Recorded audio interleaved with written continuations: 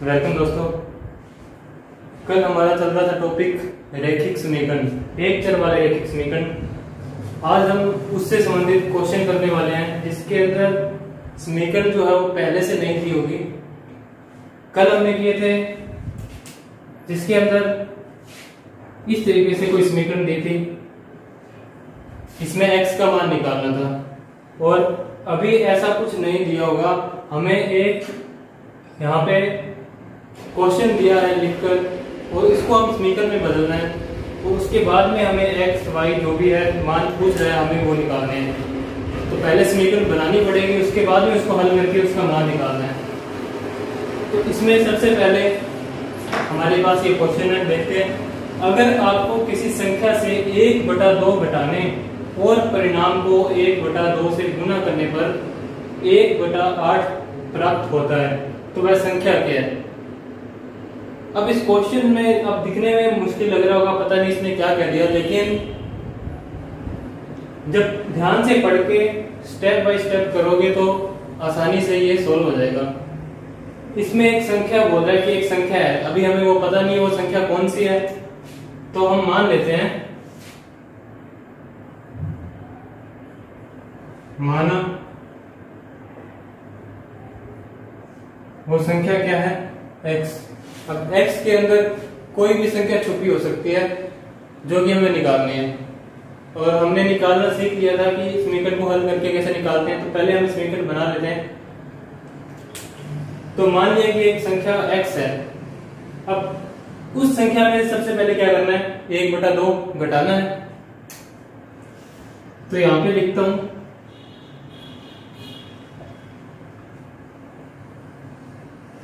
प्रश्न अनुसार, प्रश्न के अनुसार हमें जो बोल रहा है वो लिखना है।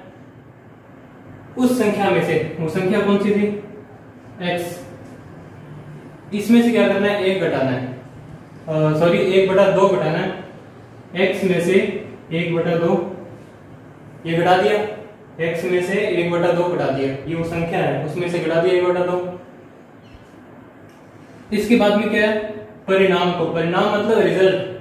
जैसे कि हम करते हैं ना 4 में से 2 घटाने पे क्या रिजल्ट आएगा, 2 आएगा। ये 2 क्या है, परिणाम है, रिजल्ट आया है। तो इसका क्या रिजल्ट आएगा अभी तो हमें पता नहीं है। अगर ये कोई संख्या होती तो हम इसको सोल्व करके कर देते, लेकिन ये अभी x है, इसका कोई परिणाम अभी आएगा नहीं, हम नहीं निकाल सकते ऐसे सीधा। तो इसका परिणाम यही है जो अभी लिखा हुआ है ना, यही है, क्योंकि x में से अभी कोई संख्या घट नहीं सकती है जब तक कि हमें अंकों में पता ना चल जाए।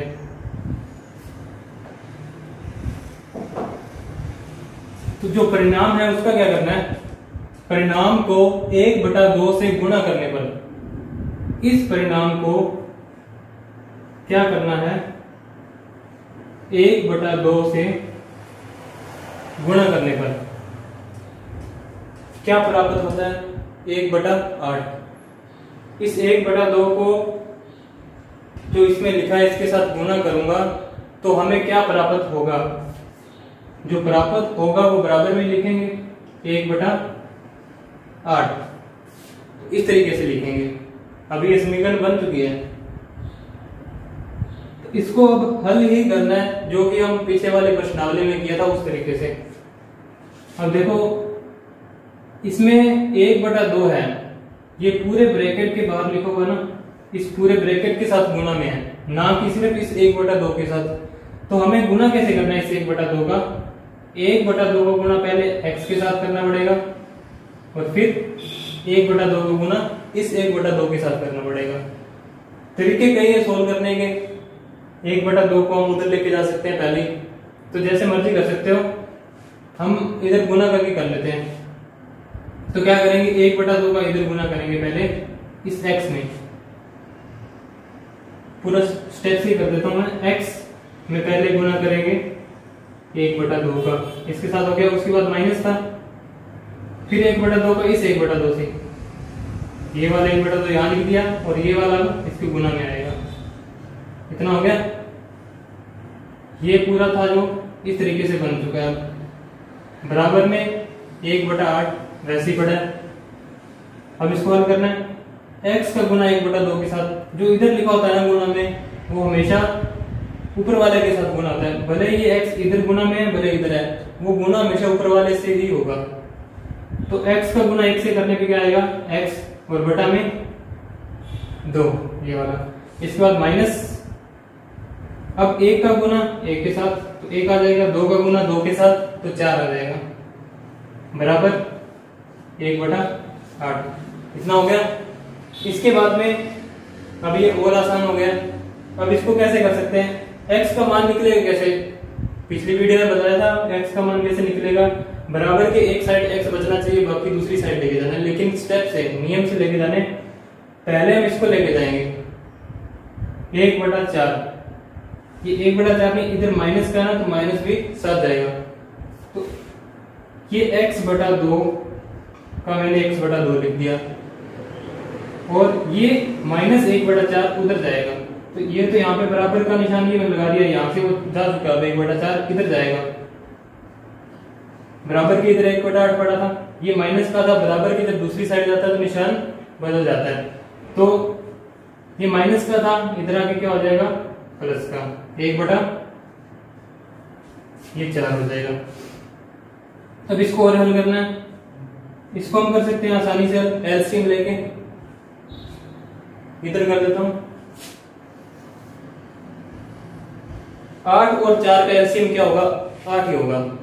ये एलसीएम कैसे निकालते हैं, एलसीएम वो होता है कि मान लीजिए दोनों संख्याएं हैं, हमें ये देखना होता है कि वो सबसे छोटी संख्या कौन सी है जिसके अंदर 4 का भाग भी पूरा चला जाए और 8 का भाग भी पूरा चला जाए, तो वो सबसे छोटी संख्या देखनी है, बिल्कुल छोटी होनी चाहिए, तो वो संख्या 8 ही है, जिसके अंदर अब 4 भी हो सकती थी लेकिन उसमें फिर 8 का भाग नहीं जाएगा, तो वो संख्या कौन सी है, 8। अगर ऐसे नहीं निकालना है, नहीं सोच पाते, तो हम ऐसे निकाल सकते हैं इस तरीके से करके, ऐसे हो जाएगा 2 का भाग जा रहा है, फिर 2 का भाग जाएगा, फिर 1, फिर 2 का भाग जाएगा 1, जो इधर आ गया आप सबका गुना कर दो आपस में, 2 दूनी 4, 4 दूनी 8, तो इसका मतलब इसका एलसीएम क्या आएगा, 8 आएगा। तो ये x/2 है, वो मैंने लिख दिया x/2 बराबर, इनका एलसीएम लिया था क्या आया 8, 1। अब इस एलसीएम लेने के बाद क्या करना होता है, 8 का इस एलसीएम वाले में भाग देना है पहले 8, तो 8 का 8 में भाग देंगे तो आएगा 1 का गुना करेंगे ऊपर वाले के साथ तो आ जाएगा 1, इसके बाद प्लस का निशान है, फिर 4 का भाग देंगे इस एलसीएम वाले में, 4 का 8 में भाग देंगे तो आएगा 2 का गुना करेंगे ऊपर वाले से, 2 एकम 2, इतना हो गया। इसके बाद में x/2 बराबर 2 और 1 3 बटा में 8, इधर ये गुना में है, उधर सॉरी इधर ये भाग में है, बटा में है तो भाग में है, इधर जाके ये गुना में हो जाएगा, तो इधर रह गया अकेला ये x और ये 2 था वो इधर जा चुका है गुना में, तो 3 गुना 2 बटा में 8, x 3 का 2 से गुना करेंगे तो कितना आएगा, अभी इसको काटना है तो काट दो, गुना करके काटना है जैसे मर्जी कर सकते हो, तो गुना कर लेते हैं, 3 दूनी 6 और 8, अब इसको काट सकते हैं, 2 के पाटे से काटेंगे, 2 3 6, 2 चौके 8, तो x का मान कितना आ गया 3/4। इसका मतलब जो स्टार्टिंग में जो संख्या ये बोल रहा था कि अगर आपको किसी संख्या से 1/2 घटाने तो वो संख्या कौन सी है, 3/4 है। इस 3/4 में 1 आप घटा के देख लेना, 1/2 घटा के देखना, फिर जो आंसर आएगा उसमें 1/2 का गुना करना, तो आपका आंसर क्या आ जाएगा, उसमें 1/8 आ जाएगा। इस तरीके से आप चेक भी कर सकते हो, तो अपना आंसर आ गया x बराबर 3/4।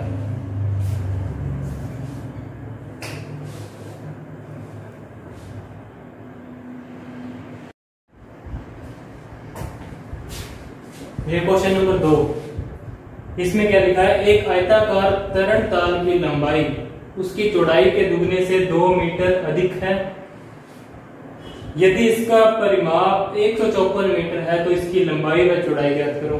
अब इसकी लंबाई और चौड़ाई बतानी है। सबसे पहले ये अर्थ जान लेते हैं जो शब्द है इसके अंदर।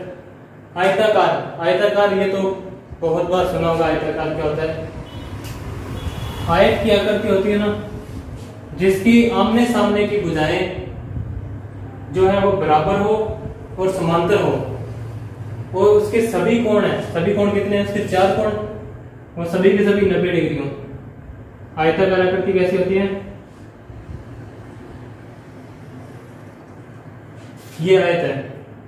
इसके आमने सामने की भुजाएं क्या है, बराबर है, समांतर है। समांतर मतलब एक दूसरे के बराबर चलनी चाहिए, ऐसे नहीं, इस तरीके से नहीं हो सकती, बिल्कुल बराबर चलेंगे एक दूसरे के, तो समांतर होती हैं। तो ये बराबर होंगी आमने सामने की, तो इसमें देख सकते हो ये दोनों बराबर है और ये दोनों बराबर है, और इसका हर एक कोण क्या है, 90 डिग्री का।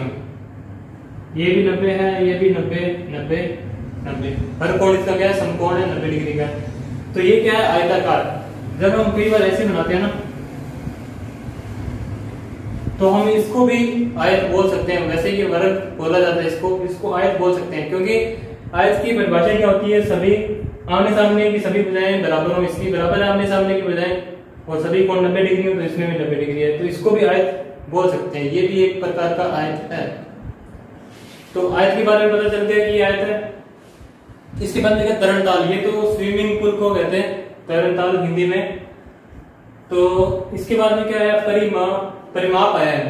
पिछले क्वेश्चन में था, वो था परिणाम, रिजल्ट, और ये क्या है, परिमाप। परिमाप क्या होता है, जो आपको ये लाइन दिखाई दे रही है ना इस तरीके से, इसके चारों तरफ वाली, इसकी टोटल लंबाई जो होगी वो इसका क्या है, परिमाप है।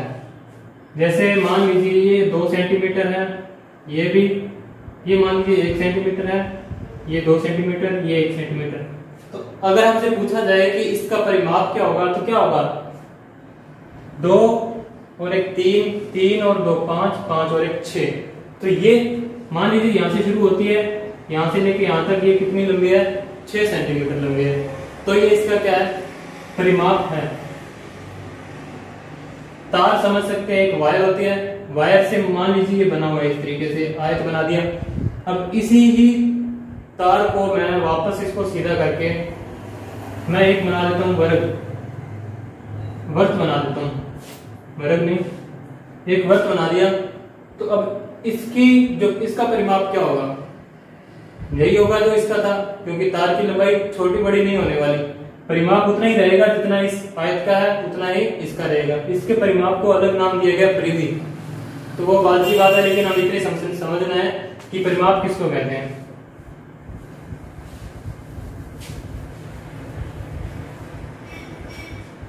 तो क्वेश्चन करते हैं, एक आयताकार तरणताल की लंबाई उसकी चौड़ाई के दुगने से 2 मीटर अधिक है। अब इसके अंदर ना लंबाई बताई गई है, ना ही चौड़ाई बताई गई है, इसके अंदर सिर्फ परिमाप दिया गया है। तो वैसे देखा जाए आयत का सूत्र वैसे तो ये है कि सभी भुजाओं को जोड़ दो, लेकिन आयत के परिमाप का सूत्र अगर हम लिखें तो क्या होगा, आयत का परिमाप 2 गुना में लंबाई प्लस चौड़ाई, ये आयत के परिमाप का सूत्र है। अगर हमें लंबाई पता हो, चौड़ाई पता हो, इनका मान यहां रखेंगे तो हमें पता चल जाएगा कि उसके जो चारों तरफ का बॉर्डर है उसकी लंबाई कितनी है, तो परिमाप हमारे सामने आ जाएगा। लेकिन अभी इसके अंदर लंबाई चौड़ाई दी नहीं गई है, तो हम समीकरण बना के इसको हल करते हैं।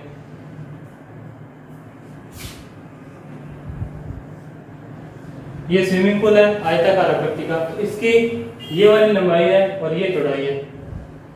तो उसकी जो लंबाई है वो चौड़ाई के दुगने से 2 मीटर अधिक है। पहले हमें चौड़ाई पता होनी चाहिए। अगर हमें चौड़ाई मान भी लेते हैं कि इसकी चौड़ाई कितनी है, माना इस आयताकार आकृति की चौड़ाई कितनी है, x मीटर, जो हमें पता नहीं होगा वो मानना ही पड़ेगा, x मीटर है। तो इसकी चौड़ाई x मीटर है, फिर इसकी लंबाई कितनी होगी, यहाँ पे लाइन क्या लिखी बोर्ड पे, उसकी चौड़ाई के दुगने से 2 मीटर अधिक, उसकी चौड़ाई से। तो लंबाई क्या होगी, चौड़ाई कितनी है x, इसके दुगने से मतलब 2 के गुने से, 2 का गुना कर देंगे, दुगने से कितना अधिक है, 2 मीटर अधिक है। तो अधिक है तो जोड़ना पड़ेगा, इसका मतलब लंबाई कितनी बन गई। अब ये गुना का निशान लगाओ या नहीं एक ही बात है, तो 2x लिख देता हूँ इसको सीधे मैं, 2x + 2। तो इसकी चौड़ाई कितनी है x मीटर और लंबाई कितनी है 2x + 2 मीटर। अभी हमें समझ नहीं आ रहा ये क्या लिखा है, लेकिन मान निकल जाएंगे इसके। तो अभी हमें क्या करना है, इसका परिमाप दिया ना, तो परिमाप के सूत्र में ये मान रख देते हैं। चौड़ाई की जगह पे हम क्या रखेंगे, ये x यहाँ पे, और लंबाई की जगह हम क्या रखेंगे, ये वाला इस जगह रखेंगे। और आयत का परिमाप हमें दिया गया है, वो हम इसकी जगह पे रख देंगे जो है। तो आयत का परिमाप कितना दिया गया है 154 मीटर, तो इसकी जगह हम क्या रखेंगे 154। तो यहाँ पे मैं लिख रहा हूँ 154, इसके बाद में बराबर, इसके बाद में 2, फिर गुना का निशान, फिर ब्रैकेट। लंबाई की जगह क्या रखना है, हमने निकाल लिया ना यहाँ पे लंबाई, तो क्या है 2x + 2, उसके बाद में क्या है प्लस, फिर रखना चौड़ाई। चौड़ाई क्या मानी है x, तो x रख देंगे यहाँ पे, वापस ब्रैकेट बंद। अब इसको हल करना आगे, 154 यही पढ़ा करने देते हैं, इसके बाद 2 यही पढ़ा रहेगा एक बार। अब इनको हल करते हैं। 2x, तो x वाला हमेशा x वाले से ही जुड़ेगा, जिसके साथ x लिखा होगा उसके साथ जुड़ेगा। ऐसे नहीं है कि y लिखा है या फिर x² लिखा है उसके साथ भी नहीं जुड़ पाएगा, ये किसी के साथ x होगा ना उसी के साथ ही जुड़ेगा। और जैसे अब ये 2x है, तो x वाला इसके अलावा यहाँ पे है, ये रहा 1x है। अब 1x इस तरीके से है, ये 1x, तो इस एक को लिखो ना लिखो एक ही बात होती है। तो 1x, तो 2x यहाँ रहे, 1x यहाँ रहा, दोनों प्लस प्लस किया तो जोड़ना पड़ेगा।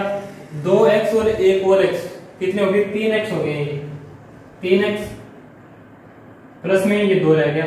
इसको तो नहीं जोड़ पाएंगे अंदर, क्योंकि x वाले के साथ x वाला जुड़ेगा, बिना x वाला भी नहीं जुड़ पाएगा, तो ये इसको ऐसे ही रख देंगे।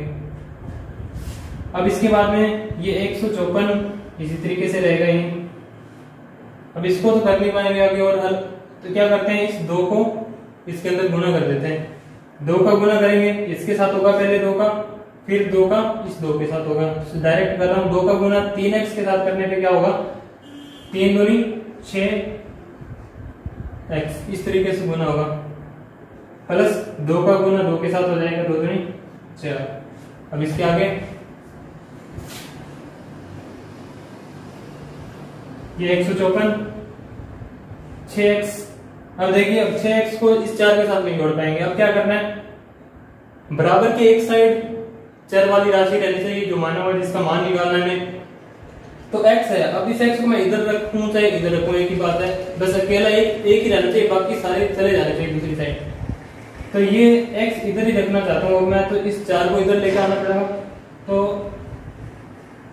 ये 4 यहाँ पे प्लस का था, इधर लेके आया हूँ इसको इस साइड, तो निशान बदल जाएगा, -4 हो जाएगा।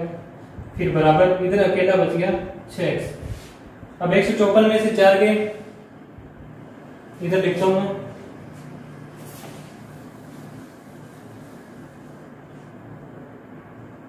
एक 154 में से 4 गए तो क्या बचेगा 150, बराबर इधर रह गया 6x। अकेला x चाहिए, 6 एक्स्ट्रा आ रहा है, तो इस 6 को इधर ले आता हूं, यहाँ पे गुणा में और यहाँ पे क्या रहेगा भाग में। 150 बटा में आ गया 6, क्योंकि ये 6 को मैं इधर ले आया इसके बटा में। तो अब क्या करना है, 6 का भाग देना है इसके अंदर। अब काटना चाहो तो 2 के पाड़े से ऐसे करके काट सकते हो, 3 के पाड़े से, लेकिन भाग देना सीधा भाग चला जाएगा। तो 6 का भाग दूं तो 6 दूनी 12, और उसके बाद में 6 5 30, पूरा पूरा जाएगा इधर x। ये x का मान आ गया। अब इसको ऐसे लिखो चाहे ऐसे लिखो, एक ही बात है। ये मीटर में आया, क्योंकि मीटर में थी लंबाई जो दी हुई थी वो मीटर में थी। तो x बराबर 25 मीटर। x क्या था, किसको माना था, चौड़ाई को। तो हमारे पास जो स्विमिंग पूल है उसकी चौड़ाई कितनी आ गई है, इसकी चौड़ाई आ गई है 25 मीटर। अब हमें लंबाई चाहिए, तो लंबाई निकालने के लिए वैसे अगर हम समझ के करें तो हमें पता है कि उसकी लंबाई कितनी है, 25 से दुगनी फिर उससे 2 ज्यादा। 25 की दुगनी मतलब 25 गुना 50, फिर उससे 2 ज्यादा, 50 से 2 ज्यादा क्या होता है 52, तो इसका मतलब इसकी लंबाई कितनी आएगी? 52 आएगी। लेकिन अगर हम ऐसे इस फॉर्मूले से करें तो x का मान हम क्या कहाँ रख सकते हैं? हमें लंबाई निकालनी है तो लंबाई वाले में रख देते हैं। इसके अंदर x की जगह पे क्या रख देंगे? इस x का मान। x का मान इसमें रखने पे क्या आएगा? 2, ये गुणा में क्या है? x की जगह में क्या रख रहा हूँ? 25 प्लस में 2, लंबाई बराबर ये था। तो अब इसको हल करते हैं। 25 गुना 50। अब इसमें ये ध्यान रखना है 25 को पहले जोड़ना नहीं है 2 के साथ, क्योंकि पहले सबसे पहले भाग होता है, उसके बाद में गुना, उसके बाद में प्लस माइनस कुछ भी कर सकते हैं। तो पहले गुणा किया हमने 25 गुना 50 प्लस 2, 50 और 2 कितने हो गए? 52। वही अभी हमने वैसे सीधा ही देख लिया था, 52 ही आएगा, तो 52 मीटर। तो अब इस स्विमिंग पूल की हमें लंबाई चौड़ाई पता चल गई है। लंबाई कितनी है इसकी? 52 मीटर, और चौड़ाई कितनी है? 25 मीटर। इस तरीके से आराम से ये क्वेश्चन सोल्व हो जाएगा। बस हमें ये लैंग्वेज समझ नहीं आनी चाहिए, धीरे धीरे आराम से बढ़ के करेंगे, जैसे जैसे बोल रहा है उसी तरीके से करेंगे तो हल हो जाएगा। बस जो चीज हमसे पूछ रहा है हमें वो मान देनी है। x मान लो, y मान लो, वो आपकी इच्छा है, जो मर्जी मान सकते हो। तो इस तरीके से हम कर सकते हैं क्वेश्चन को।